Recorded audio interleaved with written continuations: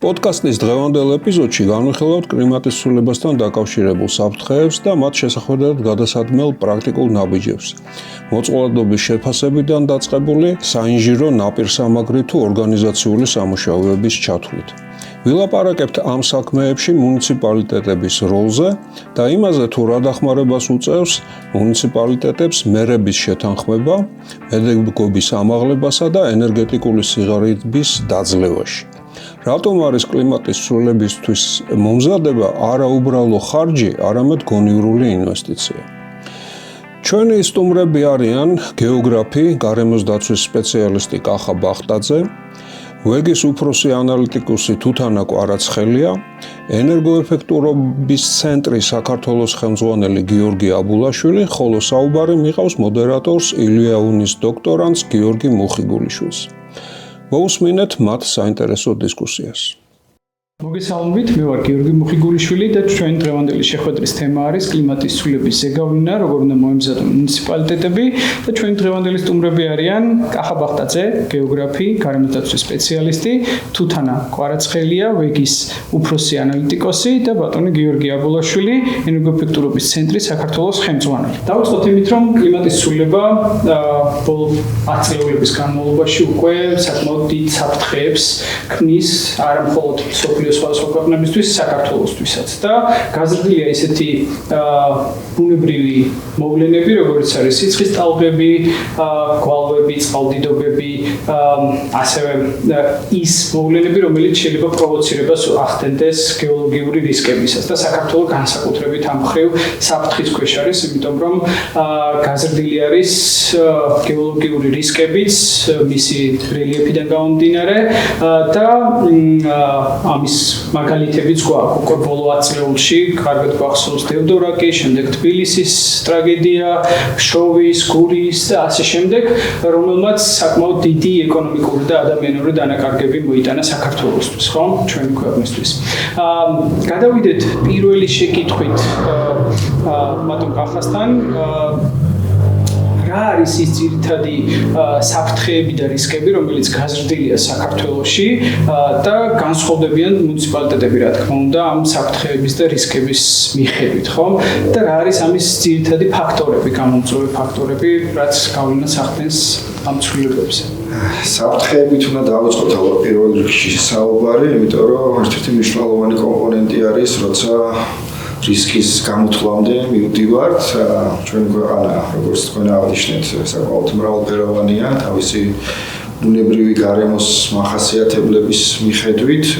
შესაბამისად, ეს მრავალფეროვნება იწვევს მოწყვლადობასაც, უბრალოდ ზრდის მოწყვლადობასაც, იმიტომ რომ თუ რაღაცა კომპონენტები იცვლება, ის შემადგენელი ბუნებრივი გარემოს შემადგენელი კომპონენტებიც რაღაც განიცდიან ამას და საკმაოდ მნიშვნელოვანი პროცესები ვითარდება, განსაკუთრებით ამ შემთხვევაში მთიან რეგიონებში, დიდ ტერიტორიას მოიცავს ჩვენი ქვეყნის მთიანი ტერიტორიები.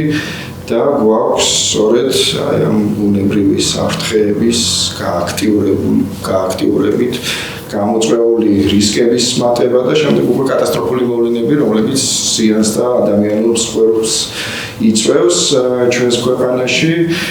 ბოლო წლებში ვაკვირდებით, რომ კლიმატის ცვლილებას თვალსაჩინო შედეგები აქვს ჩვენი საზოგადოებისთვის. 10-15 წლის წინ ამაზე საუბარიც გვიჭირდა, ცოტა შორს ჩანდა და არავინ არც გვეთანხმებოდა, ხო, როცა ამ საკითხზე საუბრობდით. დღეს თვითონ საზოგადოება და ადგილობრივი მოსახლეობა საუბრობს და ამბობს, რომ აი კლიმატი იცვლება და კლიმატის ცვლილებას სწორედ ეს შედეგები მოაქვს ჩვენი მოსახლეობისთვის. და რა თქმა უნდა, ეს დაკავშირებულია, როგორც თქვენ აღნიშნეთ, წყალდიდობებთან, წყალმოვარდნებთან, მათი სიხშირის და სიძლიერის ცვლილებასთან, მეწყრულ პროცესებთან, ღვარცოფულ პროცესებთან, ვალვასთან, ყინვასთან, ეს მთლიანად შეიცვალა, კომპლექსურად შეიცვალა ჩვენი ბუნებრივი გარემო, მოსახლეობას უჭირს ამასთან ადაპტირება და რა თქმა უნდა გაზრდილი არის რისკები. იქიდან გამომდინარე, რომ ჩვენი მოწყვლადობაც შემცირებული არ ვართ მზად, ძალიან მოწყვლადები ვართ იმის გამო, რომ არ ვიცით რა უნდა გავაკეთოთ ამ ცვალებად გარემოში, განსაკუთრებით როცა ესეთი ტიპის მოვლენებზე საუბრობ, რომლებიც ძალიან მოკლე დროში ვითარდებიან, ჩვენ არ ვიცით როგორ უნდა მოვიქცეთ კარგ სწორედ ასეთი პროცესების დროს და რა თქმა უნდა ზემოქმედება ჩვენზე საკმაოდ მაღალია, თან ამას ერთვის ჩვენი ინფრასტრუქტურის მოწყობადობაც, იმიტომ რომ ეს ინფრასტრუქტურაც არ არის მზად აი ამ ცვლილებებისთვის და ჩვენ ძალიან ნელ ხუთში მივყვებით აი კლიმატურ ცვლილებებს შეგვიძლია ვთქვა. კი ბატონო, მადლობა. გავაგრძელებ იმით, რომ კლიმატის ცვლილება არ ახალი თემა არის, ზოგადად ვიცით, რომ კლიმატი იცვლებოდა და მომავალში შეიცვლება, განსაკუთრებით მიმდინარე კლიმატის ცვლილება სახიფათოა და იმ ძირითად საფრთხეებს და რისკებს ზრდის, იმიტომ რომ დაჩქარებული არის წინარე კლიმატის ცვლილებებისგან და ამის ძირითადი მიზეზი ეს არის ადამიანის უხეში ჩარევა, ხო? იმ ბუნებრივი რესურსების არაეფექტური, არარაციონალური გამოყენება და ძირითადად ეს ხდება წიაღისეულ საწოლს, ხო, ნახშირბადით მდიდარ მეებს, რომელიც სათბურის აირებით მაშვება. ზრდის მერე კონცენტრაციას ატმოსფეროში, რაც მერე უკვე პროვოცირებას ახდენს უკვე გლობალური დათბობის კლიმატის ცვლილების. საქართველოს შემთხვევაში აი თქვენ ახსენეთ მოწყვლადობა, ხო? და მოწყვლადობა რას ნიშნავს საზოგადოებისთვისაც რომ განმარტოთ? რა მახასიათებლებს მოიცავს, როგორ შეიძლება დახასიათდეს მაგალითად საქართველოს ამ შემთხვევაში დასავლეთ აღმოსავლეთ საქართველოს ერთმანეთსგან მნიშვნელოვნად განსხვავდებიან, ხო? ფიზიკური, გეოგრაფიული და ასე შემდეგ მახასიათებლებით და მუნიციპალიტეტებით შესაბამისად განსხვავებული არის. რა თავისებურებებს ვაწყდებით ამ მიმართულებით, ესეც საინტერესო იქნება თუ მოწყვლადობა არის აი რისკის შეფასების დროს მეორე მნიშვნელოვანი კომპონენტი და დაკავშირებულია ადამიანის თემის საზოგადოების შესაძლებლობასთან რომ გამოკლავდეს გამოწვევას და კონკრეტულად ამ შემთხვევაში უკავშირდება ამ კლიმატის ცვლილებებით გამოწვეულ რისკებს იმისთვის რომ მოწყვლადობა შევამციროთ საჭირო არის პირველ რიგში ცნობიერების ამაღლება, შესაძლებლობების გაძლიერება, ტექნიკური აღჭურვა თუ გადაიარაღება იმისთვის რომ მზად ვიყოთ, ანუ შევამციროთ ჩვენი მოწყვლადობა ესეთი პროცესების მიმართ, რომელიც ჩვენ ჩამოვთვალეთ. ჩვენ გვაქვს მაგალითად იაპონია რომ ავიღოთ სეისმური, ასე ვთქვათ, საფრთხეების საკმაოდ მაღალი მაჩვენებლით, თუმცა იქ მოწყვლადობა ძალიან დაბალი არის, იმიტომ რომ მოსახლეობა ინფრასტრუქტურა მზად არის და აქედან გამომდინარე რისკიც დაბალი არის. და ეს არის ჩვენთვის ყველაზე მნიშვნელოვანი ამოცანა, რომ ან საფრთხეები შევამციროთ, რაც ძალიან დიდ ინვესტიციას მოითხოვს და ძალიან რთული არის, იმიტომ რომ გლობალურად ითვლება ამას, როგორც თქვენ აღნიშნეთ, განსხვავებული რეგიონები გვაქვს თავისი კლიმატით, თავისი ლანდშაფტით და შესაბამისად ყველგან ყველაფრის აღწერა და ყველაფრის გათვალისწინება ძალიან რთულია რომ ამას მივყვეთ, მაგრამ ის რომ მოწყვლადობა შევამციროთ, ეს გაცილებით ადვილი არის, იმით რომ ზუსტად ვიცოდეთ სად რა ტიპის საფრთხეებია და ეს საფრთხეები გავითვალისწინოთ იგივე ინფრასტრუქტურის მშენებლობის დროს, იგივე განაშენიანების პროცესში, იგივე სოფლის მეურნეობის დაგეგმარების დროს ან სხვა სექტორული განვითარების დროს იმისთვის რომ თუ რაღაცა მოხდა ამას და ეს საფრთხე ასე ვთქვათ გააქტიურდა ეს ამ რისკი არ გაზარდოს და კატასტროფად არ გადაიქცეს, არამედ მართული იყოს თავის დროზე პრევენციულად განხორციელებული ღონისძიებების საფუძველზე. აი ეს არის მოწყვლადობა და ზუსტად ჩვენ როცა რისკების მართავზე ვსაუბრობთ, აი ორ კომპონენტს ვითვალისწინებთ, ერთი არის საფრთხე და ჩვენი ზემოქმედება რამდენად შესაძლებელია ამა თუ იმ საფრთხეზე.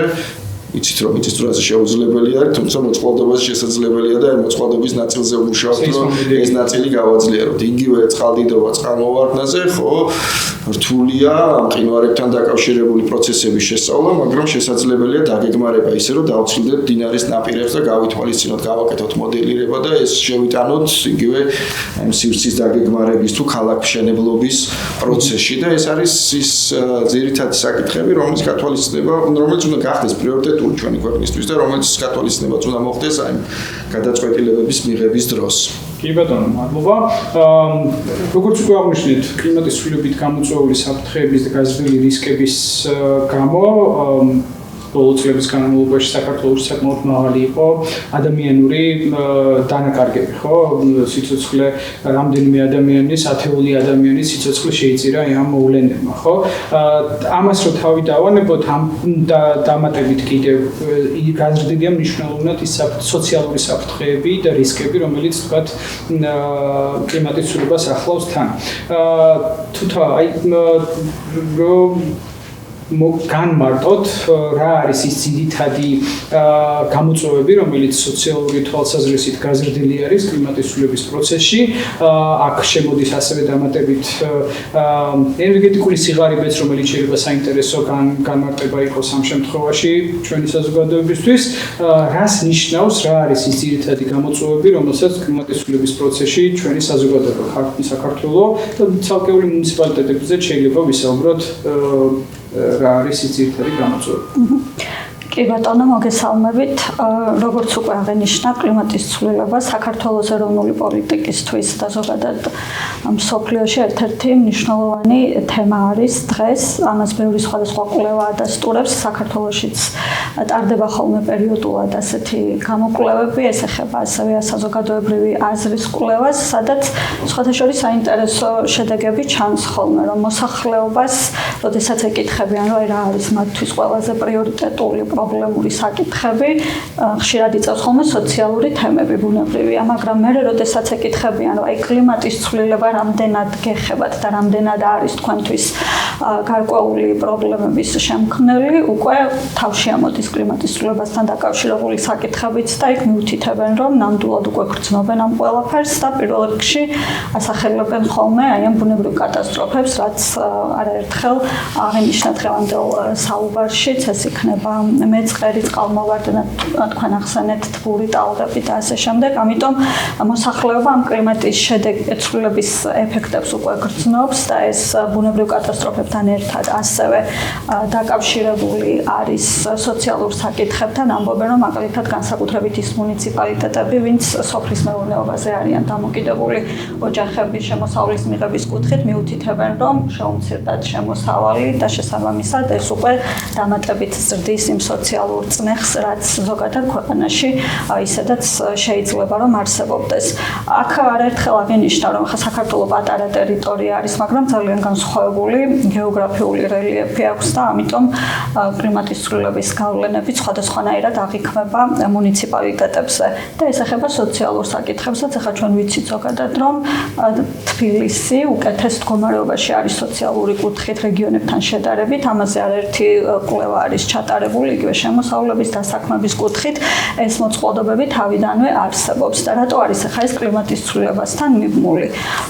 აღინიშნა აქ, რომ რისკი და მოწყობილობა. ახლა შეიძლება რაღაცა ფაქტორი არსებობდეს, მაგრამ თუ შესაბამისად არის მომზადებული საზოგადოება, ეს არ გახდეს რაღაცა განსაკუთრებული ზიანის გამომწვევი, ესე ვთქვათ და ამისთვის არის საჭირო, რომ ეს მედეგობა ჰქონდეს კლიმატის ცვლილებასთან გამკლავების კუთხით, რაც უპირველესად მოიცავს, რა თქმა უნდა, ცნობიერების არსებობას. აუცილებელი არის, რომ იცოდეს საზოგადოება, რა უნდა გააკეთოს კონკრეტული კლიმატთან დაკავშირებული მოვლენების დროს და ენერგეტიკა ახსენეთ თქვენ და ეს ენერგეტიკა ზოგადად ძალიან მჭიდროდ არის კლიმატთან ისედაც დაკავშირებული და ამ შემთხვევაში განსაკუთრებით საყურადღებო არის ენერგეტიკული სიღარიბე იმ კუთხით, რომ ენერგიის მოხმარებასთან და ენერგიის საკმარისი რაოდენობის მიღებასთან შეიძლება გქონდეს პრობლემები ქვეყანაში და ცალკეულ რეგიონებშიც. ეხლა ეს რატო არის მნიშვნელოვანი? ვახსენეთ თბური ტალღები, ხო? მაგალითად ეს ამ თბური ტალღების გარშემო რო ვისაუბროთ, ჯანდაცვის ექსპერტები ხშირად მიუთითებენ, თუ რამდენად დამაზიანებელი შეიძლება იყოს ადამიანების ჯანმრთელობისთვის თბური ტალღების არსებობა. დაკავშირებული არის გულსისხლძარღვთა დაავადებებთან, სასუნთქის სისტემის დაავადებებთან და ზოგადად გარდაცვალების შემთხვევებიც კი შეიძლება მოყვეს, როდესაც განსაკუთრებით ექსტრემალურ სიცხეზე არის საუბარი. შესაბამისად, მოსახლეობის ცალკეული ნაწილი, ვისაც არ აქვს მაგალითად ზაფხულში გაგრილების შესაძლებლობა, ხო და ამ შემთხვევაში გულისხმობთ მაგალითად კონდიცირების სისტემების არსებობას სახლებში, რომელიც საქართველოს მოსახლეობაში კი იზრდება. ეხლა ეს რიცხვი ოჯახებისა, რომლებსაც უკვე აქვთ ხელმისაწვდომობა ამ ყველაფრისადმი, მაგრამ მაინც საკმაოდ დაბალი არის და განსაკუთრებით მოწყვლადები არიან რეგიონებში. მილიონები ამ შემთხვევაში, იმიტომ რომ კიდევ უფრო დაბალი არის მანდეს მაჩვენებელი. მაგრამ მარტო კონდიცირების სისტემები არ არის. ახლა როდესაც მოწყვა ჯგუფებზე ვსაუბრობთ, მაგალითად, ცალკეული მოქალაქეები, ვისაც უწევთ აი ღიაცის ქვეშ მუშაობა, მაგალითად, აი ესეთი ექსტრემალური სიცხეების პირობებში განსაკუთრებით მოწყვლადები ხდებიან. ცალკეული ჯგუფები, ბავშვები, მოხუცები, რომლებსაც კიდევ უფრო მეტად აისახება კლიმატის ცვლილების გავლენები არიან მოწყვლადი ჯგუფები და ამიტომ როდესაც კლიმატის პოლიტიკის განსაზღვრაზე არის საუბარი, შემოდის აი ეს სამართლიანობის ტერმინი და ცნება და ყოველთვის არის ხოლმე მოწოდება, რომ არავინ დარჩეს მიღმა, ესე ვთქვათ, როდესაც ცალკეული პოლიტიკების შემუშავება ხდება, მნიშვნელოვანი არის, რომ გათვალისწინებული იყოს სწორედ აი ამ მოწყვლადი ჯგუფების ინტერესები, ვისაც მეტი დახმარება შეიძლება სჭირდებოდეს ცალკეულ კლიმატის ცვლილებასთან დაკავშირებული ეფექტების მართვის და მასთან გამკლავების კუთხით. ძალიან კარგი, მადლობა რომ ახსენეთ სამართლიანობის პრინციპი, რომელიც მართლმნიშვნელოვანია ამ პროცესში, ტრანზიციის პროცესში, რომ არავინ, მათ შორის განსაკუთრებით მოწყვლადი ჯგუფები იქნენ გათვალისწინებული და მათი ინტერესები და ზოგადად ის ფაქტორები იქნეს გათვალისწინებული. აი, წეგნო საუბრობთ ასევე მოწყვლადობაზეც, ხო? მოწყვლადობის შემდეგ ძალიან მნიშვნელოვანია ადაპტაცია, ხო? განსაკუთრებით საქართველოსთვის ახლა რომელიც ვისაუბრეთ, რომ გაზრდილი არის ის საფრთხეები და რისკები კლიმატის ცვლილების პროცესში, რა საადაპტაციო ღონისძიებებს ვატარებთ ხოლმე, თუ არის ასეთი, ან გეგმებში ვითვალისწინებთ, რა არის კარგი პრაქტიკები ამ მიმართულებით და იმიტომ რომ საქართველოს შემთხვევაში ხა სამწუხაროდ ჯერ კიდევ არ გვაქვს ადაპტაციის ეროვნული გეგმა, რომელიც კრიტიკულად მნიშვნელოვანია ჩვენნაირი ქვეყნისთვის, სადაც იქნებოდა აღწერილი დეტალურად რა არის ის ძირითადი საფრთხეები, მოწყვლადობა, რისკები და ასე შემდეგ მთელი ქვეყნის მასშტაბით. თუმცა ასე უნდა აღნიშნოთ, რომ გვაქვს ეროვნული დოკუმენტები, რომელიც როგორც არის მეოთხე, მეხუთე ეროვნული შეტყობინება, ეროვნულად განსაზღვრული ცვლილის დოკუმენტი, ასევე გამჭვირვალობის ანგარიშები და ის სადაც ნაწილობრივ თუ ასე არის აღწერილი ადაპტაციის და ზოგადად მოწყვლადობის და საფრთხეები მთელი ქვეყნის ცალკეული რეგიონების, ახლა დეტალურად ესე ყველაფერი არ გვაქვს, რა თქმა უნდა, მაგრამ ნაწილობრივ არის გაბნეული. მაინც აი ახლა მექნებოდა კითხვა ის რომ ადაპტაციის კუთხით რას ვაკეთებთ, რა არის თქვა ამ კუთხით კარგი პრაქტიკები საქართველოში, კონკრეტული მაგალითები შეგვიძლია მოვიყვანოთ და რა შეიძლება გაკეთდეს კიდევ უფრო თქვა იმისაც რომ გავზარდოთ მედეგობა. მადლობა გიორგი, მნიშვნელოვანი კითხვაა ჩვენთვის, ჩვენი საზოგადოებისთვის, ქვეყნისთვის. გარკვეული ნაბიჯები იდგმება და ამ ნაბიჯებში ძალიან გვეხმარება ჩვენ საერთაშორისო საზოგადოება, რომელიც გვაჩვენებს პირველ რიგში გლობალურად ამის საჭიროებას და მე ტექნიკურად გადაწყვეტებშიც გვეხმარება და ეს ისეთი სენსიტიური საკითხი არის ჩვენთვის, რომ აი ამ წვდომა ამ შესაძლებლობებზე, რასაც ჩვენ გარედან ვიღებთ, აუცილებელია რეალურად იმისთვის, რომ ჩვენ შევძლოთ ამ გამოწვევებთან ადაპტირება. დღევანდელი მდგომარეობით, როგორც თქვენ ახსენეთ, არ გვაქვს ეს ეროვნული ადაპტაციო გეგმა, თუმცა გვაქვს საგანგებო მართვის გეგმები, რომლებიც მომზადებაც ევალება ყველა მუნიციპალიტეტს საქართველოში, იმისთვის, რომ შევძლოთ აი ზუსტად მათ შორის კლიმატის ცვლილებით გამოწვეული საფრთხეების და საფრთხეებიდან გამომდინარე რისკების მიმართ ჩვენი მედეგობის გაზრდა. აი ამას მოითხოვს ჩვენი კანონმდებლობა, სამოქალაქო უსაფრთხოების შესახებ საქართველოს კანონი, თუმცა მუნიციპალიტეტების უმეტეს ნაწილს ჯერ ესეთი გეგმები მომზადებული არ აქვს, მიუხედავად წლებია ამის მოთხოვნა არსებობს კანონმდებლობის მიხედვით, მაგრამ მხოლოდ მცირე ნაწილს აქვს მომზადებული ეს გეგმები, ძალიან ხშირად ეს გეგმები სწორედ დონორების მხარდაჭერით მზადდება, თუმცა მარტო გეგმა საკმარისი არ არის, ამას გარკვეული ღონისძიებებიც უნდა მოყვეს, რაც ამ გეგმებში არის გაწერილი. ეს ღონისძიებები თან ახლავს, რა თქმა უნდა, ამ გეგმას გარკვეულწილად ბიუჯეტის გაკეთებული არის, მაგრამ სამწუხაროდ საპირისპირო შედეგს ვიღებთ ხშირად და ეს შედეგი არის ის, რომ ჩვენ ველოდებით, როდის მოხდება კატასტროფა, რომ შემდეგ აი ამ კატასტროფის შედეგების ლიკვიდაციაზე დავხარჯოთ რესურსები, გაცილებით უფრო დიდი რესურსები და დრო და ადამიანური ენერგია და ძალიან ხშირად გვაქვს მაგალითად ადამიანური მსხვერპლიც, ხო, იმიტომ რომ ეს რეაგირების კომპონენტი ძალიან მაღალი რისკის შემცველი არის, არ ვართ ამისთვისაც კარგად მზად, სამწუხაროდ და შესაბამისად გვაქვს ზემოქმედება როგორც იმ საზოგადოებაზე, სადაც ეს საფრთხეები და შესაბამისად რისკები არსებობს, ასევე იმ საზოგადოებაზე, იმ უწყებებზე, ვინც შემდეგ უკვე ამის მართვაში არიან ჩართულები. ნუ ეს ერთი მხრივ, რაც საგანგებო მართვის გეგმები, რაც შემიძლია აღნიშნო, მეორე არის სივრცითი და ქალაქ-მშენებლობის დოკუმენტები. საქართველოში აქტიურად მიმდინარეობს ამაზე მუშაობა, აზიის განვითარების ბანკი ეხმარება მთავრობას, ქვეყანას, რომ ესეთი დოკუმენტები შემუშავდეს და აუცილებელი და მნიშვნელოვანია, რომ ამ დოკუმენტებში იყოს გათვალისწინებული კლიმატის ცვლილების საკითხები, კლიმატის ცვლილებასთან ადაპტაციის საკითხები და ის ღონისძიებები, რის გატარებაც უნდა მოხდეს შემდეგ ამ გეგმების საფუძველზე. ამ გეგმების დიდი ინტერესია საზოგადოებაში და ადგილობრივ საზოგადოებაში განსაკუთრებით, იმიტომ რომ ეს გეგმები განსაზღვრავს, სად შეიძლება მოხდეს განვითარება, განაშენიანება მაგალითად და ზუსტად აი ამ ზონირებას ადგენს, რაზეც შემდეგ მიდის დიდი მსჯელობა ან საზოგადოების დამოკიდებულებაც, რომ როგორ შეცვალონ თავისი გარემო და საინვესტიციო პროექტების განხორციელებაც შესაბამისად. ამიტომ ეს არის ინსტრუმენტი, რომელიც შეიძლება ჩვენ ჩავთვალოთ საადაპტაციო, ასე ვთქვათ, მიდგომების ნაწილად, რომელშიც ზუსტად კარგად უნდა მოხდეს აი ამ საკითხების ინტეგრირება, იმიტომ რომ ცოცხალი დოკუმენტია აი ამ საგანგებო მართვის გეგმისგან შეიძლება შედარებით უფრო აქტუალური, იმიტომ რომ ყოველდღიურად ხდება ამის გამოყენება და პირიქით ეს დანარჩენი გეგმები შეიძლება ამ გეგმის ნაწილი იყოს და ალბათ უნდა იყოს კიდევაც ამ გეგმის ნაწილი, რომლის მიხედვითაც შემდეგ უკვე ეს საადაპტაციო ღონისძიებები განხორციელდება. ამ ნაწილშიც ძალიან გვეხმარება საერთაშორისო საზოგადოება, საკმაოდ დიდი პროგრამა მიმდინარეობს 2019 წლიდან საქართველოში, რომელიც აი კლიმატის ცვლილებით გამოწვეულ რისკებს, საფრთხეებს და რისკების მართვასთან არის დაკავშირებული.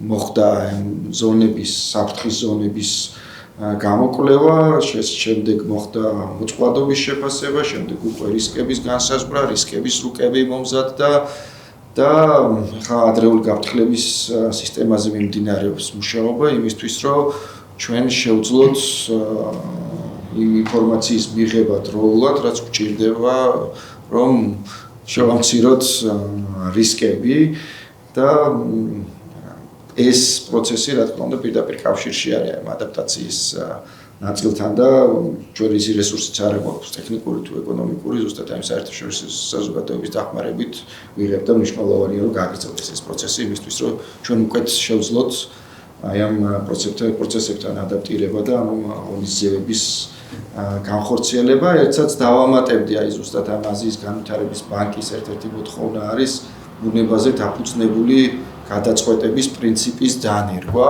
რაც საკმაოდ ახალია და მნიშვნელოვანია ჩვენთვის. აი ადაპტაციაზე რო საუბრობთ, ეს ადაპტაციო ღონისძიებები ძირითადად ჩვენთვის არის ბეტონის კედლების და გაბიონების მშენებლობა, რაზეც ძალიან დიდი თანხები იხარჯება. შემდეგ ეს ბეტონის კედლები შუამდინარე კალაპოტს იცვლის და შუამდინარეში ხდება, ან გაბიონები, რომლებსაც რამდენიმე წელიწადში ისევ ახალი გაბიონების დაბატება სჭირდება და ზუსტად აი ეს პრინციპების ცვლილებაც აი მოდის ჩვენ პარტნიორების მხრიდან ეს აუცილებელია, იმიტომ რომ გვაძლევს უფრო მდგრად გადაწყვეტებს და შესაძლებლობას, რომ ჩვენი ფინანსური რესურსებიც შევამციროთ, დავზოგოთ, მაგრამ თან ვისწავლოთ ტექნოლოგიები და ტექნიკები ისეთი, რომელიც ზუსტად აი ამ ბუნებაზე არის დაფუძნებული და უფრო კარგად გავიგოთ ჩვენი გარემო, ჩვენ კი არ ვეცადოთ რაღაცა ჩავერიოთ ამაში ისე, რომ ჩვენი ძალით და შესაძლებლობით, ამ ძალის შესაძლებლობით შევაჩეროთ, არამედ გავითვალისწინოთ ის პროცესები, რაც გარემოში მიდის და ისე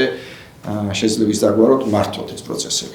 ძალიან დიდი მადლობა ამ საინტერესო მაგალითებისთვის, განსაკუთრებით ეს ბუნებას დაფუძნებული გადაწყვეტები ერთ-ერთ საუკეთესო პრაქტიკად ითვლება მსოფლიოს განვითარებულ ქვეყნებში და ზოგადად. და გეგმებზე საუბრობდით, გეგმები რა თქმა უნდა მნიშვნელოვანია, თუმცა ამ გეგმებს უნდა მოყვებოდეს ეფექტური ქმედებები, ხო? და განსაკუთრებით ეს ეხება ლოკალურ, ადგილობრივ დონეზე არის მნიშვნელოვანი, აი მუნიციპალურ დონეზე ვახსენებთ, ხო? იმიტომ რომ ეროვნულ დონეზე იქნება გარკვეული სტრატეგიული მიმართულებები, მაგრამ განხორციელება უნდა მოხდეს მუნიციპალურ დონეზე. ამ მხრივ ძალიან მნიშვნელოვანია ისეთი ინიციატივა, როგორც არის მერების შეთანხმება და აი ბატონო გიორგი თქვენთან გადმოვალ ახლა კითხვით, რას გულისხმობს მერების შეთანხმება, რა არის მისი ძირითადი პრინციპები, მიმართულებები, რას ავალდებულებს, თქვათ ამ კუთხით მერებს, მუნიციპალიტეტებს ჩვენ შემთხვევაში და რა მდგომარეობა ამ კუთხით დღეს საქართველოში. მადლობა. მერების შეთანხმების საყრდენი ფილოსოფია თუ ამომავალი წერტილი არის ის, რომ როგორც უკვე აღნიშნა ქალბატონმა თუ თავდაბატონმა კახამ, არა მხოლოდ საქართველოში არსებობს რიგი ეროვნული დოკუმენტები, პოლიტიკები, სტრატეგიები და ისინი როგორც წესი შემუშავების ეტაპზე და განხორციელების ეტაპზე მოწყვეტილია ადგილობრივი რეალობის გათვალისწინების ადგილობრივ ხედვას. გულისხმობ იმას, რომ რასაკვირველია ამ გეგმებში ესა თუ ის ტერიტორია და ესა თუ ის მუნიციპალიტეტი შეიძლება ასახულია, მაგრამ ეს პროცესი არ ითვალისწინებს გეგმის შედგენის დროს მუნიციპალიტეტებთან, ანუ ადგილობრივ მოსახლეობასთან, ან ადგილობრივ ხელისუფლების ორგანოებთან კონსულტაციას და მათი ადგილზე ასე ვთქვათ დაკვირვებების თუ განცდების და პრიორიტეტების ასახვას ამ ეროვნულ გეგმებში.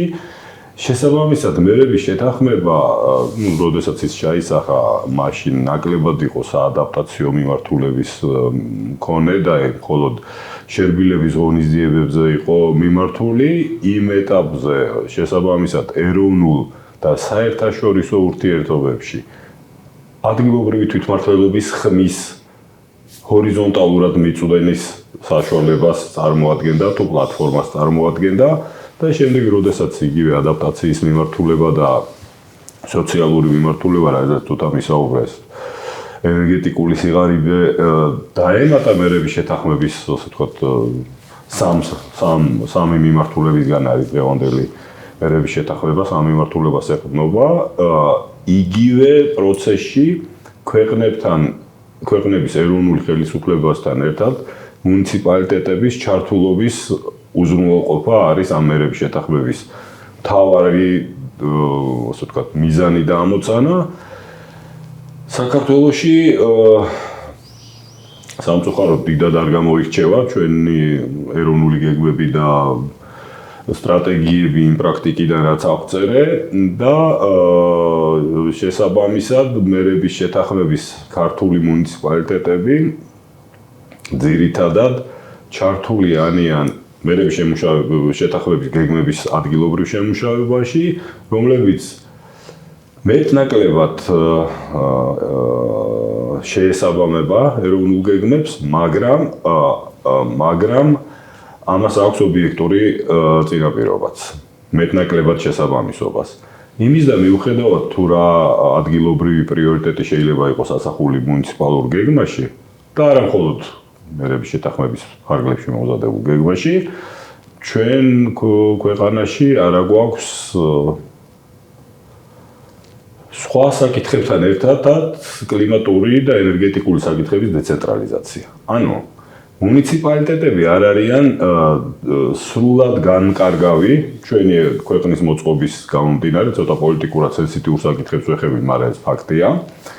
მათი პრიორიტეტების და მიუხედავად, მათი პრიორიტეტების შესაბამისად მოახდინონ ადგილობრივი იგივე რისკების, თუ ამ რისკების შერბილების ამოცანების პრიორიტეტიზაცია, რადგანაც ჩემს მიერ აღნიშნული დეცენტრალიზაციის არარსებობა მათ ამ გეგმების განხორციელების დროს სრულად დამოკიდებულს ხდის ცენტრალური ხელისუფლების ორგანოებზე და ამ ორგანოებიდან მიღებულ ხარდაჭერაზე პირველ რიგში გულისხმობა ფინანსური ხარდაჭერა. ამდენად მნიშვნელოვანია ერთის მხრივ თვით ვთქვათ მებაყოფლობითი აღებული ინიციატივები და ძალიან მცირედი მათგანის დამოუკიდებლად განხორციელების საშუალება აქვთ მუნიციპალიტეტებს, ეს ძირითადად ეგრეთ წოდებული რბილი ღონისძიებებია. თუმცა ამ საკითხებშიც დღევანდლამდე ძირითადად მაინც გარე ანუ დონორული დახმარების იმედად არიან მუნიციპალიტეტები, ხოლო რაც შეეხება სულთოდ უფრო ინფრასტრუქტურული მძიმე ყარი ღონისძიებები, უფრო სწორი იქნება ალბათ ქართულად, აქ აბსოლუტურად დამოკიდებული არიან ცენტრალურ და ტირე საერთაშორისო საფინანსო ინსტიტუციებიდან მიღებულ შემოსავლებზე და ამდენად როგორც ბატონმა კახამ აღნიშნა, ძირითადად რეაგირების რეჟიმში ვართ, იმის და მიუხედავად, რომ ამა თუ იმ მუნიციპალიტეტის სამოქმედო გეგმაში შეიძლება რაღაც პრევენციული ღონისძიებებიც იყოს გათვალისწინებული. როდესაც ადაპტაციაზე ვსაუბრობ და რასაკვირველია შერბილების ნაწილშიც იგივე სურათია. მერების შეთანხმებას რო დავუბრუნდეთ ისევ საქართველოს შემთხვევაში როგორც მახსოვს 33 მუნიციპალიტეტია ხელმომწერი მერების შეთანხმების რომ უმეტესობაშიც დაწყებული არის და ნაწილში მომზადებულია უკვე მდგრადი კლიმატის სამოქმედო გეგმები რომელიც უკვე აღნიშნეთ რომ კარგ პრაქტიკად მიიჩნევა ზოგადად მსოფლიოში იმიტომ რომ მერების შეთანხმება ამ მხრივ ქმნის პლატფორმას დაინტერესებული მხარეების ადგილობრივი მუნიციპალიტეტში არსებული დაინტერესებული მხარეების ჩართულობისა, ხო და კომუნიკაციისა, რომ ის გაზრდილი, ვთქვათ, საფრთხეები, გამოწვევები, პრობლემები რაც აქვთ, ასახონ სწორად აი ამ გეგმებში. მეტნაკლებად, რა თქმა უნდა, ხორციელდება, მაგრამ ასევე იძლევა საშუალებას მერების შეთანხმება, რომ განვითარებული ქვეყნების და კარგი, ვთქვათ, პრაქტიკის მაგალითების გაზიარება მოხდეს, ასევე დაძმობილებულ თუ ასე შემდეგ მუნიციპალიტეტები იქნება, ქალაქები იქნება თუ სხვა ტიპის დასახლებები. ასევე ხომ ვერ გეტყვით რა პერსპექტივებია მომავალში, რა მესიახლეები ხო არ არის დამატებით კიდევ სხვა მუნიციპალიტეტების შემოერთების მხრივ მერების შეთანხმებაში საქართველოში და აი ეს ცოდნისა და ტექნიკური დახმარების გაზიარების თვალსაზრისით რა მაგალითები შეიძლება იყოს საქართველოს შემთხვევაში. მერების შეთანხმების ინიციატივა დაიწყო ევროპიდან და იყო ევროპული ინიციატივა, ეხლა უკვე გლობალური ინიციატივის სახე აქვს მაგას და მას აქვს რეგიონალურად დაყოფილი სამდიმნოები. საქართველო არის აღმოსავლეთ, ჯერ კიდევ ასე ქვია, აღმოსავლეთ პარტნიორობის სამდიმნოს ნაწილი, სადაც ჩვენ პირველი საურთიერთობო წრედ შემოსაზღვრული გვაქვს, თუმცა არა შეზღუდული, გვაქვს აღმოსავლეთ პარტნიორების ქვეყნების მუნიციპალიტეტები, მოლდოვა, უკრაინა, სომხეთი, აზერბაიჯანი და მათთან მსგავსი სოციოპოლიტიკური მსგავსებიდანაც გამომდინარე, ეკონომიკის განვითარების დონიდანაც გამომდინარე, პირველი საურთიერთობო პლატფორმა შეთავაზებულია და შექმნილია ზუსტად ამ ქვეყნების მუნიციპალიტეტებთან ურთიერთობა. ამა თუ იმ პრაქტიკულ თუ თეორიულ გამოწვევებზე ინფორმაციის გაცვლა და გაზიარება, როგორც საქართველოდან საქართველოს წარმატებული გამაგალითების, ასევე საწინააღმდეგო მიმართულებით ინფორმაციის გამოცვლა, თუმცა ეს არ ნიშნავს, რომ ჩვენი მუნიციპალიტეტები შეზღუდული არიან საერთაშორისო, ანუ გლობალურ დონეზე საკუთარი პრაქტიკის წარმოდგენით და ასევე იქიდან ინფორმაციის მიღებით. ამ პროცესის ხელშემწყობი ფაქტორი არის ზუსტად ჩემს მიერ აღნიშნული სამდივნო, რომელიც პრობლემის ამა თუ იმ საკითხის, არ დავარქვათ პრობლემა იდენტიფიცირების დროს ეხმარება მუნიციპალიტეტს წარმატებული მაგალითების მოძიება და ახლოვება და დაკავშირება მსგავსი გამოწვევის მქონე სხვა მუნიციპალიტეტებთან, რათა მათ შეძლონ ურთიერთობა, პრაქტიკის გაცვლის ურთიერთობა. და მსგავსი განვითარება ალბათ გაგრძელდება, თუმცა უკაცრავად, მაგრამ კიდევ მიწევს პოლიტიკაზე საუბარი, ჩვენი ქვეყნის ზოგადი განვითარებიდან გამომდინარე, მუნიციპალიტეტებში შეიგრძნება ცოტა დაბნეულობა, იმიტომ რომ არ იციან, რომელ ქვეყნის მუნიციპალიტეტებთან აქვთ უფლება ურთიერთობის. და როდესაც დონორულ პროექტებზე ვსაუბრობთ, მნიშვნელოვნად შეზღუდულია დღევანდელ რეალობაში ამ პროექტებში მუნიციპალური გადაწყვეტილების მიღების პირებისთვის დახმარების შეთავაზება, წმინდა ტექნიკური დახმარების შეთავაზება, რათა მათ შეძლონ მონაწილეობა მიიღონ სხვადასხვა საერთაშორისო პლატფორმაზე და იგივე მერების შეთანხმების ხაზითაც ძირითადად გვიწევს ურთიერთობა მხოლოდ ტექნიკურ დონეზე და კვლავ ვიმეორებ, ეს არის რაღაც ორმხრივი თავშეკავება ამ ეტაპზე, რადგან გავლენას ახდენს საერთო სიტუაცია. თუმცა ინფორმაციის ნაკადი არა პირისპირ ურთიერთობით ბოდიში, არამედ ინფორმაციის ნაკადი დისტანციური ურთიერთობის ხელშეწყობის ფარგლებში ისევ არსებობს და დაინტერესების შემთხვევაში აღმოსავლეთ პარტნიორობის ამდივნო, რადგან ჩვენ მას მივეკუთვნებით, მზად არის და ახორციელებს ასეთი ხელშეწყობის მიწოდებას ინიციატივის მქონე მუნიციპალიტეტებისთვის. ერთ საკითხსაც დავამატებ, ალბათ თქვენ და ამ თემატიკით დაინტერესებულ სვენელებს მოეხსენებათ, რომ საქართველოში არსებობს კლიმატის ცვლილების ეროვნული საბჭო, სადაც გასული წლის აგვისტომდე, ვიზრე ამ შესაბამის დადგენილებას ცვლილება შევიდოდა, იყო შექმნილი მუნიციპალური, მუდმივმოქმედი მუნიციპალური ჯგუფი, რომელიც ფორმირებული იყო მერების შეთანხმების მუნიციპალიტეტებიდან, რადგან იქ ითვლებოდა მეტი ინფორმაციული მზაობა იყო და ცოდნაც უფრო მეტი იყო დაგროვილი. სამწუხაროდ აი ეს აგვისტოს შემდეგ ამ საბჭოს დებულებაში შევიდა ცვლილება, ეს ჯგუფი გაუქმდა და ის ბმა, ფორმალური ბმა, რაც მერების შეთანხმების მუნიციპალიტეტებს ჰქონდათ ეროვნული კლიმატის ცვლილების საბჭოსთან და შესაბამისად ფორმალური ბმა იგივე საერთაშორისო ვალდებულებების გამო ქვეყანაში შემუშავებული ან შესამუშავებელი სტრატეგიის და პოლიტიკის დოკუმენტების მომზადება განხორციელებაზე ასევე დაიკარგა და რასაკვირველია, ეს არ ნიშნავს, რომ საერთოდ ურთიერთობა შეწყდა, გადავიდა ბილატერალურ ფორმატში. რაც ჩემი აზრით ნაკლებად ხელსაყრელი გარემოა ამ სახის ურთიერთობებისთვის.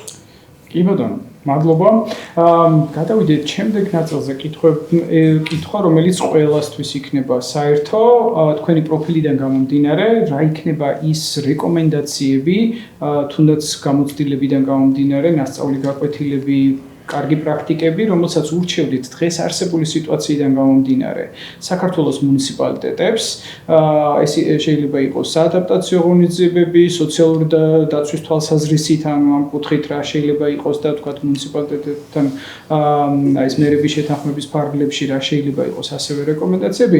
აი ახახსენე ადრეული გაფრთხილების სისტემები, ხო, რაც ერთ-ერთ კარგ სტანდარტად ითვლება, ხო, იმიტომ რომ მხოლოდ გაფრთხილების სისტემა როდესაც მოხდება ხოლმე კატასტროფა, სულ საუბრობენ, რომ აი გაფრთხილების სისტემა არ იყო, მაგრამ გაფრთხილების სისტემას სჭირდება მთელი კომპლექსი, ხო, სისტემა, თავისი ნებით, რა ქვია, მონიტორინგის სისტემებით, ანალიზი და ასე შემდეგ და ასე შემდეგ. აი რა ურჩევდი, თქვათ, ამ გადმოსახედიდან საქართველოს ეროვნულ დონეზე და მუნიციპალურ დონეზე მოსახლეობისთვისაც გასაგები რომ იყოს მარტივად, რომ რა იქნებოდა ის საადაპტაციო ღონისძიებები, კარგი პრაქტიკები, გამოცდილება, რომელსაც თქვათ ჩვენი მუნიციპალიტეტები მოსახლეობა გაითვალისწინებდა და განახორციელებდა მოკლე საშუალო და გრძელვადიან პერიოდში. პირველ რიგში ალბათ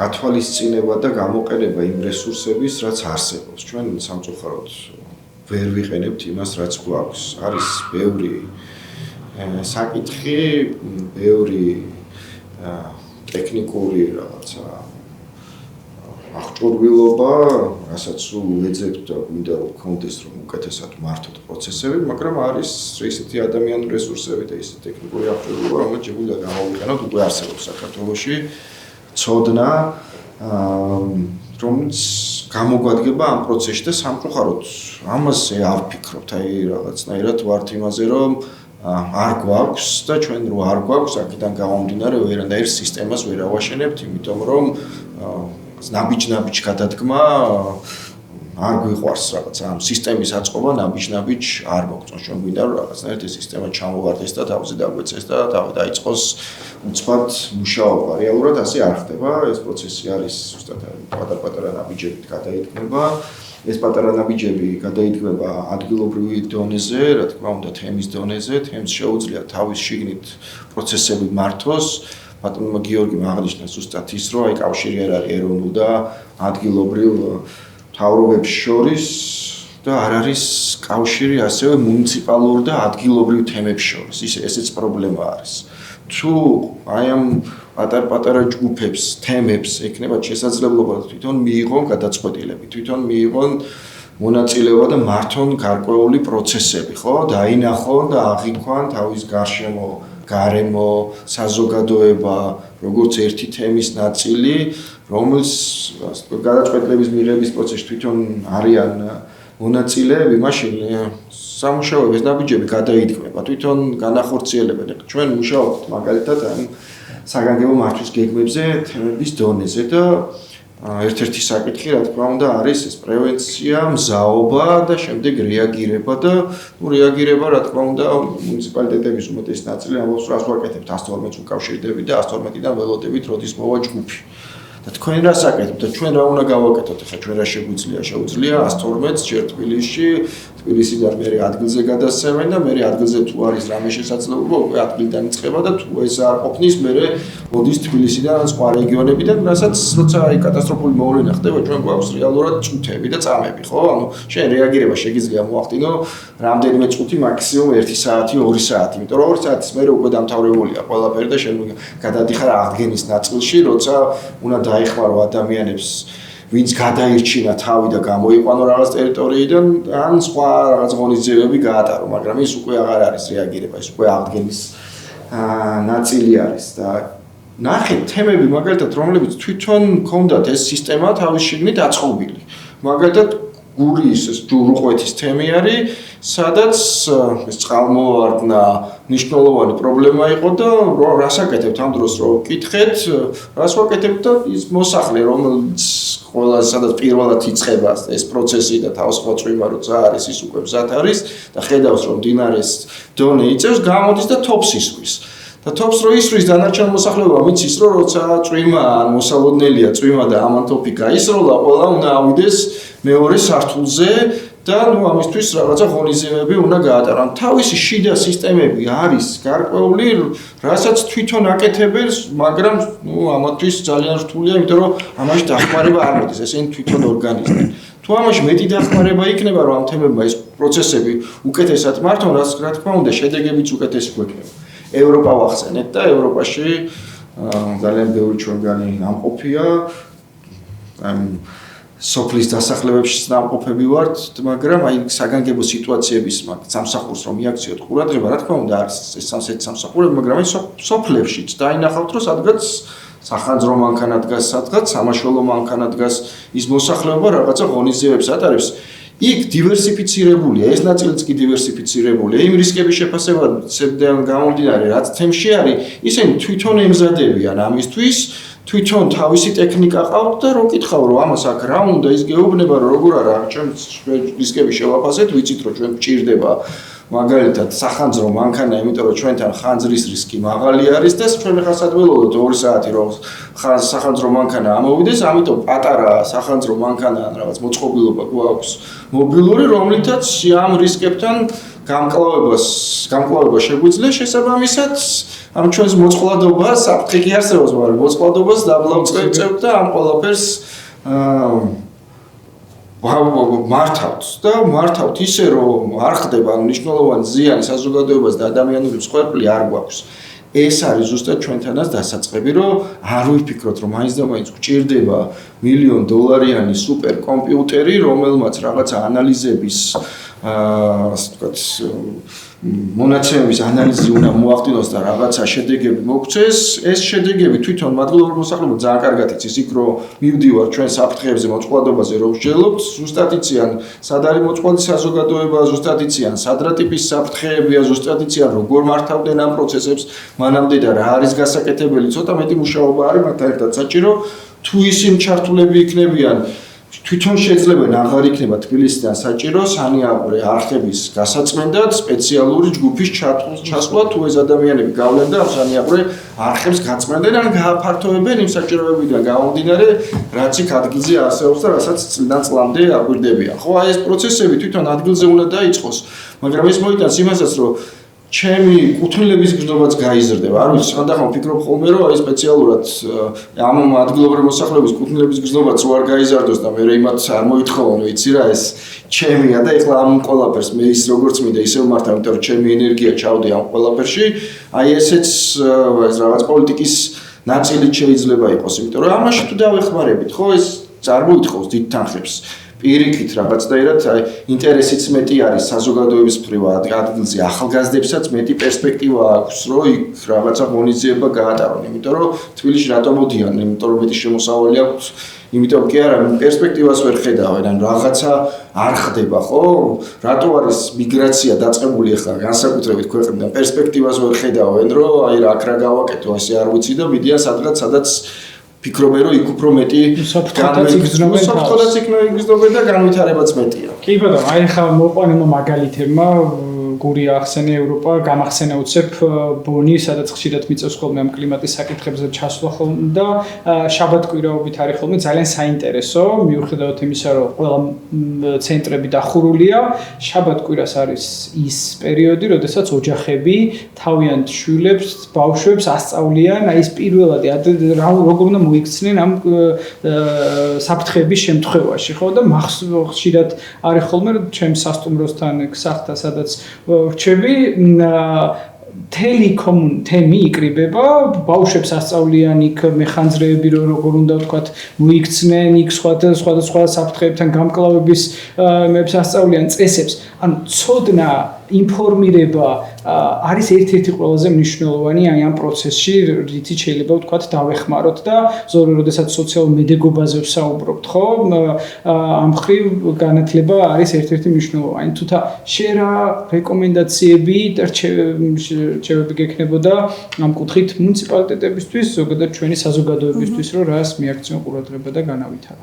კი ბატონო, ისა ენერგეტიკის ნაწილს რომ მივუბრუნდეთ და გავაგრძელოთ საუბარი, რაზეც წინაზე ვსაუბრობდით. ჩვენთან ახლა ენერგეტიკის მოხმარების კუთხით მოსახლეობას რა პრობლემები აქვს, ხო?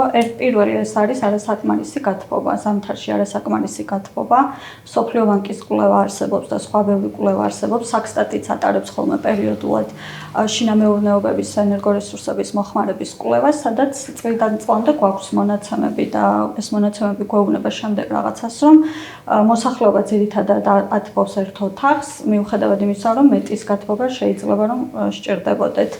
მეორე მნიშვნელოვანი მახასიათებელი ხარაც ენერგიის მოხმარების კუთხით გვაქვს, ეს არის შეშის მოხმარება. ეხლა ბატონმა გიორგიმ რომ ახსენა ენერგეტიკისა და კლიმატის სამოქმედო გეგმები და იქ ენერგეტიკული სიღარიბის შემოტანა, ეს არ იყო ესეთი რაღაცა შემთხვევითი პრინციპი, ძალიან მნიშვნელოვანი იყო, იმიტომ რომ მუნიციპალიტეტების მიხედვით აი ამ ენერგიის მოხმარების კუთხით ძალიან განსხვავებული სურათი შეიძლება გქონდეს ეროვნულ მონაცემებთან შედარებით, იმიტომ რომ მაგალითად ეხლა თბილისში არა გვაქვს ხო ჩვენ შეშის მოხმარების პრობლემა, მაგრამ მაგალითად კვლევა ჩავატარეთ ფოთისა და ხობის მუნიციპალიტეტებში, ეს გვერდ არის ეს ორივე მუნიციპალიტეტი და აქაც ძალიან საინტერესო და განსხვავებული შედეგები გამოიკვეთა.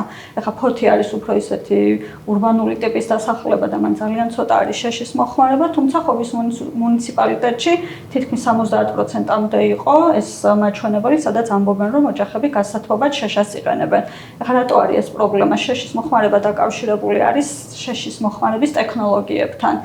და ძირითადად ხდება ეს არაეფექტიანი ტექნოლოგიები, შეშის ხუმელები, რომლებიც შიდა ჰაერს აბინძურებს და დაკავშირებული არის სხვადასხვა დაავადებებთან, ზრდის ჯანდაცვის ხარჯებს, განსაკუთრებით საზეანოა ბავშვებისთვის, მოხუცებისთვის და ასე შემდეგ. ამიტომ ეს კომპონენტი გვაქვს. კიდევ ერთ-ერთი უმნიშვნელოვანესი ფაქტორი, რასაც ზოგადად მთელი ქვეყნის მასშტაბით ხვდებით, ეს არის შენობების დაბალი ენერგოეფექტიანობა, რის გამოც მოსახლეობას ძალიან ეზრდება ენერგეტიკული დანახარჯები, თუ მაგალითად არ დაზოგავენ პირადი კომფორტისა და ჯანმრთელობის ხარჯზე, ესე ვთქვათ, არ დაზოგეს ელექტროენერგია, მაგრამ უკვე უჭერთ, რომ რაღაცა სხვა სასიცოცხლო საჭიროებებს დააკლდეს ეს თანხა და კომუნალური გადასახდელები გადაიხადონ და ხშირად ხდება ხოლმე ზამთრის პერიოდში მოსახლეობის ესე ვთქვათ, წუხილი, რომ ძალიან მაღალი გადასახდელი მოუვიდათ გაზის, ელექტროენერგიის და შემდეგ ეს ამ შენობებთან არის ხოლმე ძირითადად დაკავშირებული, იმიტომ რომ ტარიფი ხამოგეხსენებათ არ იცვლება სეზონების მიხედვით და ზოგადად საქართველოში სოციალური ფონის გათვალისწინებით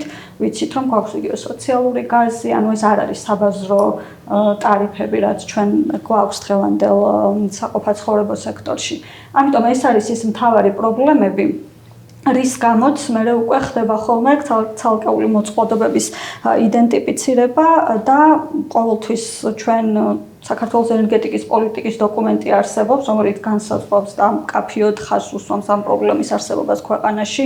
ენერგეტიკისა და კლიმატის ინტეგრირებული გეგმა გვაქვს, სადაც წერია, რომ აი მაგალითად სავარაუდოდ 53% მოსახლეობის ცხოვრობს ენერგეტიკული სიღარიბის ქვეშ, რაც საკმაოდ მაღალი მაჩვენებელი არის, ხო, თითქმის მოსახლეობის ნახევარზე არის საუბარი და ამის გამო ჩვენი ბიუჯეტი მიმართული არის ხოლმე ესეთი სოციალური პროგრამებისკენ. სოციალური ტარიფები ვახსენე, მაგრამ ამის გარდა არის ძალიან ბევრი სოციალური დახმარების სქემა, რომელიც სწორედ აი ამ ყოველდღიური საჭიროებების გადაჭრისკენ არის მიმართული. მაგრამ მეორე უფრო ისეთი მნიშვნელოვანი ფაქტორი, რასაც გვინდა რომ ყოველთვის ხაზი გავუსვათ ხოლმე, ეს არის უფრო გრძელვადიანი ღონისძიებების შეთავაზება მოსახლეობისთვის, რომ უკვე ესეთი ყოველდღიური საჭიროებების რეაგირებაზე ბევრჯერ იყო აქ საუბარი, ხო, რაღაცა ისეთ რეჟიმში ვართ, რომ გრძელვადიანად ვერ ვგეკმოთ რაღაცებს. ასეთი ღონისძიების შემუშავებები არის ხოლმე ყოველთვის რეკომენდებული და ხა ენერგეტიკის კუთხით რა არის ესეთი ღონისძიებები? ეს არის შენობების დათბუნების ღონისძიებები და სუფთა ენერგეტიკული ტექნოლოგიების ხელმისაწვდომობის ღონისძიებები. და მესამე ყველაზე მნიშვნელოვანი ფაქტორი მოსახლეობის ცნობიერების ამაღლება. აი უბრალოდ მაგალითად რომ მოვიყვანოთ რა შეიძლება რომ გაკეთდეს ხოლმე, როდესაც აი ესეთ შენობებზე გვაქვს საუბარი და ზოგადად ვიცით რომ ხა ეს ენერგოეფექტიანობის კუთხით ბატონი გიორგი საუბრობს ამაზე ალბათ მოგვიანებით, რომ ბევრი ცვლილება არის შესული საკანონმდებლო ბაზაში და არის გარკვეული ახალი ინიციატივებიც, მაგრამ საყოფაცხოვრებო სექტორის წახალისებაც შეიძლება, ეს არ არის ესე ვთქვათ სავალდებულო და ვესმის რომ ფინანსურ რესურსებთან არის დაკავშირებული, მაგრამ პირველ რიგში ყოველთვის რეკომენდაციას ვუწევთ ხოლმე, რომ მაგალითად არსებობდეს ცალკეული შენობების აუდიტების დასკვნები, სადაც იქ გაწერილი იქნება, რომ რა დათბუნების ღონისძიებები შეიძლება ჩატარდეს, რომ მოსახლეობას თუ აქვს მას ამისი ფინანსური სახსრები და შესაძლებლობა გააკეთოს ეს ღონისძიებები და ამით დაზოგავს ენერგიის მოხმარებასაც და კომფორტსაც გაიუმჯობესებს. ასევე ხშირად ვუწევთ ხოლმე რეკომენდაციას ეგრეთ წოდებული ენერგეტიკული მრჩევლობის ინსტიტუტის შემოღებას და სხვათა შორის სხვა ქვეყნებში ეს მუნიციპალიტეტებიდან წამოვიდა ხოლმე, მოდის ხოლმე ესეთი ენერგეტიკული მრჩევლების არსებობა. ესენი არიან ჩვეულებრივი ადამიანები, რომლებიც უხსნიან მოსახლეობას და აწვდიან ინფორმაციას იმასთან დაკავშირებით, რომ მაგალითად როგორ უნდა დაათბუნონ სახლი, რა მასალები გამოიყენონ, ვის მიმართონ, რამე ტექნიკური დახმარება თუ სჭირდებათ, რა არსებობს ქვეყანაში ზოგადად დახმარების კუთხით, თუ არის რამე იაფიანი, შეღავათიანი კრედიტები ხელმისაწვდომი. ასეთი ინფორმაცია არის ხოლმე თავმოყრილი მსგავს დაწესებულებებში და უკვე ყველასთვის მარტივი არის, თუ მოუნდა ვიღაცას, რომ მაგალითად შეცვალოს თავისი საყოფაცხოვრებო პირობები და არ იცის როგორ გააკეთოს, ვის მიმართოს, ინფორმაციის მიღებიდან იწყება ხოლმე ეს ყველაფერი და ხაზი გაესვა მცირე ბიუჯეტიან ღონისძიებებს და ენერგეტიკის მოხმარებაშიც და ენერგეტიკის სექტორშიც არის ხოლმე ესეთი მცირე დანახარჯიანი ღონისძიებები შესაძლებელი, ელემენტარული ნათურების გამოწვით, რო დავიწყოთ, რომელსაც არ სჭირდება ეხლა დიდი ინვესტიცია, მაგრამ საკმაოდ ზოგავს ფინანსურ რესურსებს გრძელვადიან პერიოდში. ამის შესახებ ინფორმაცია კომპენსაციის მიწოდება და ამ გრძელვადიანი სქემების გამართვა არის ხოლმე ერთ-ერთი მნიშვნელოვანი ფაქტორი და ეს ასევე მე უკვე დაკავშირებული არის აი ამ მწვანე სამუშაო ადგილების ზრდასთან, იმიტომ რომ თუ ჩვენ გვაქვს წვდომა აი ამ ენერგოეფექტიანობისთვის საჭირო რესურსებთან, მასალებთან, ტექნოლოგიებთან, ამას მე უკვე მოყვება შესაბამისი კადრების გარჩენა, რაც კიდე ეკონომიკისთვის დამატებით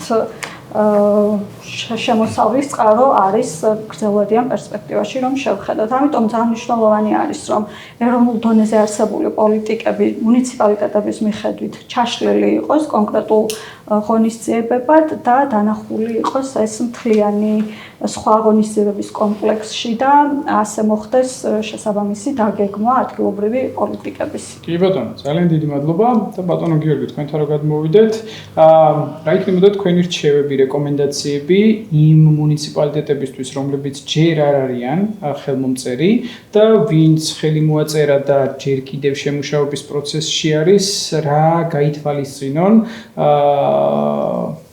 რასაც შეიძლება ურჩევდეთ თქვენ ახლა სხვა ქვეყნების კარგი პრაქტიკები ბევრად უკეთ იცით ვიდრე თქვა ადგილობრივ დონეზე და ამ მხრივ რა იქნებოდა თქვენი რეკომენდაციები აი ამ ორივე ჯგუფისთვის, ხო, როგორც უკვე აღნიშნეთ 64 მუნიციპალიტეტიდან 33-მა არის ხელმომწერი და ნაწილში უკვე შემუშავებულია გეგმები, ნაწილში მიმდინარეობს. ცოტა ფილოსოფიური პასუხით რო დავიწყო. კი ბატონო. შეიძლება სხვანაირი ინტერპრეტაციაც ჰქონდეს. პირველ რიგში უნდა გავითვალისწინოთ, რომ ეს მუნიციპალიტეტი არის მათი მუნიციპალიტეტი. ისინი ცხოვრობენ და იმის და მიუხედავად მომცემულ მომენტში, ვინ არის მათთან არჩეული თანამდებობის პირი, არ უნდა ელოდნენ ბატონმა კახამ, როდესაც ისაუბრა გარკვეული მაგალითების შესახებ, მე მახსენდება უარყოფითი მაგალითი, ერთ-ერთი ბუნებრივი კატასტროფის დროს, წყალმოვარდნის დროს, ერთი კონკრეტული მოსახლე იდგა და წუწუნებდა, არ ვიცი სხვანაირად როგორ ვთქვა, რომ მისი სახლის წინ არსებული წყლის არხი არ გაწმიდა მუნიციპალიტეტმა, რომელშიც ცალსახად ან თავად დაანაგვიანა ეს არხი, ან მისმა მეზობელმა. ანუ ჩვენ გვაკლია ცოტა იმის შეგრძნება, რომ ალბათ ყოფით პატრიოტიზმს დავარქმევ ამას მე. ჩვენი სოფელია, ჩვენი მუნიციპალიტეტია, ჩვენი რაიონია და მეორე, უფრო უკვე პრაქტიკულ თემებზე რო გადავიდეთ, ეს უნდა გაცნობიერდეს და ეს უნდა მოხდეს ასევე ქალბატონმა თუთანადა ბატონმა კახამ ორივემ კარგად ისაუბრა თემებზე და მადლობა რომ ნაკლები სივრცე დამიტოვეთ ამისთვის. თუმცა დავამატებ ერთ რამეს. ცოდნასთან ერთად საჭიროა პრაქტიკული უნარების განვითარება. იგივე თანამშრომლობა ასეთი საკითხის დროს. მე რომ გავიგებ ჰიპოთეტურად იმ სოფლის მაცხოვრებელი ვარ თოფის ხმას წვიმის დროს, მე რას ვაკეთებ და როდესაც ვიცი რომ ჩემს გვერდით ცხოვრობს ფიზიკური ნაკლებად ან შეზღუდვის მქონე ადამიანი, მას როგორ ვეხმარები? ანუ ის გეგმები უნდა იყოს გაპიროვნებული და დასული თითოეული თემის თითოეულ წევრამდე. თითოეულს რა რისკის შემთხვევაში რა ევალება მისი შესაძლებლობებიდან გამომდინარე. და ამას სჭირდება უფრო არა აკადემიური ან ფუნდამენტალური ცოდნის განვითარება, არამედ უნარების განვითარება, რომელიც არის ასევე გააზრებული და რომელშიც აუცილებელია ასეთი ქალბატონების და ბატონების ჩართულობა დაგეგმვის ეტაპზე, მაგრამ განხორციელებამდე საჭიროა ამ ყველაფრის პრაქტიკულ უნარებამდე დაყვანა. რაც შეეხება მერების შეთანხმებას და მუნიციპალიტეტების ჩართვას, ახალი პრაქტიკა მათ შორის ჩვენს რეგიონში, რომელსაც საქართველოს მიეკუთვნება, ხო, აი მერების შეთანხმების რეგიონში, რიგ ქვეყნებში მერების შეთანხმების ვალდებულება არის უკვე ეროვნულ ვალდებულებად, ეროვნულ კანონმდებლობაში ასახული, როგორც მუნიციპალიტეტისთვის სავალდებულო, იგივე კლიმატისა და ენერგეტიკის სამოქმედო გეგმის შესრულება და ანგარიშგების წარმოდგენაც ეროვნულ დონეზე.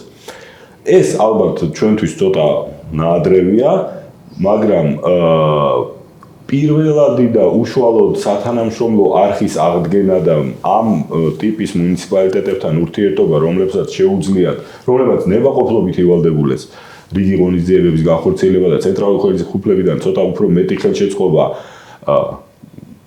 ასეთი მუნიციპალიტეტებისთვის, რადგან მათგან კარგი მაგალითები სანიმუშო რაღაც სხვადასხვა ტიპის ღონისძიებებად გარდაიქმნეს და მე განხორციელდეს უკვე სხვა მუნიციპალიტეტებში, ალბათ ეს სასურველია.